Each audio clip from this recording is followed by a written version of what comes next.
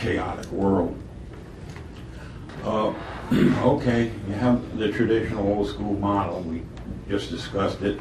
Subscription print, okay, mostly universities, that research repositories, they buy the journals for subscription, and they are basically maintained for either nonprofit or for-profit basis. But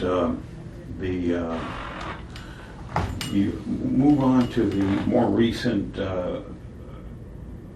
pay-to-play model, where the researcher or author pays fees, it's free access, internet anchored, and essentially these free access journals date to the early 1990s, some even before that time, and they arose in parallel fashion with the emergence of digitalization and computerization in the whole world. You know, when we went in the early part of the 1990s until today, this whole digital eruption in pretty much everything regarding information. Well, it's also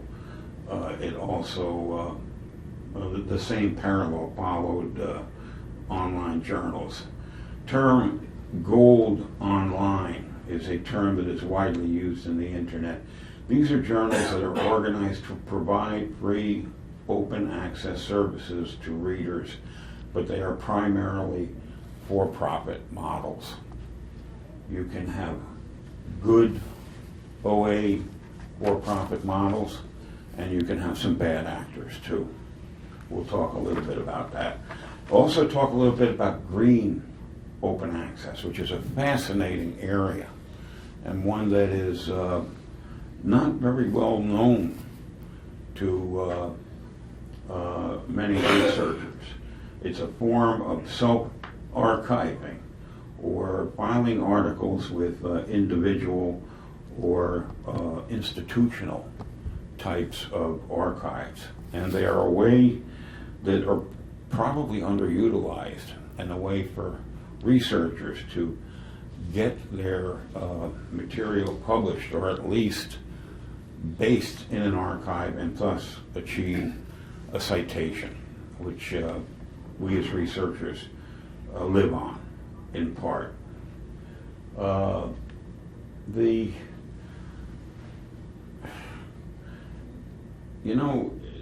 Technically open access research provides for unrestricted access. Intellectual research primarily intended for scholarly journals, a radical but noble concept indeed. Theoretically, this permits, and I'm quoting here from the famous, excuse me, let me go back. I'm quoting from the Budapest Conference on Online Publishing, 2002, which was followed up by the Bethesda and Berlin conferences in 2003. These are called the BBB definition conferences that really outline the philosophical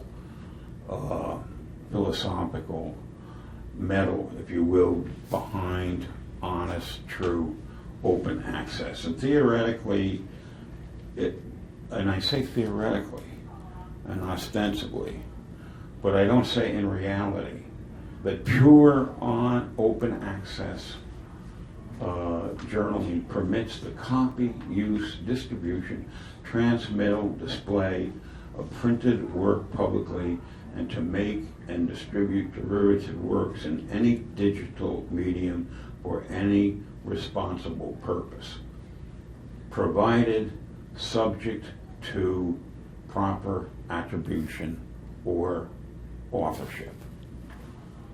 So that is, theoretically is the beauty of open access, and in its pure form. Unfortunately, what we are finding in some of these areas is there is a modification, an adjustment, a watering down, and in some cases, apparently, with accusations of predatory publishing almost fraudulent and criminalization. But the Budapest Manifesto, and endorsed by Bethesda and Berlin, painted a very idealistic and desirable role model. This, I don't know how many of you have seen this. It's prominently displayed on the internet. This is the generally the most widely recognized open access logo. All right, and you can look at it and pretty much see what they're attempting to visualize here. This is a lock, or this is like a padlock, something that you might put on your locker, you know, back in your college or high school days. And it's open, and it is opening a treasure or something of value that has been previously denied access.